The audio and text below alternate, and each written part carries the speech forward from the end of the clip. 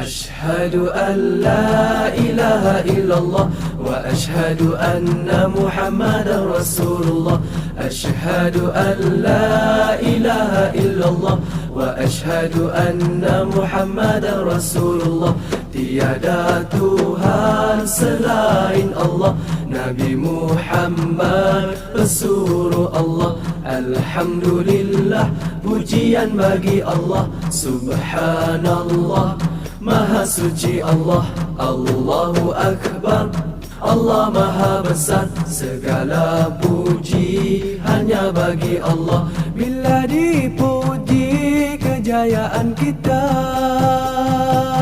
sebenarnya bukan milik kita.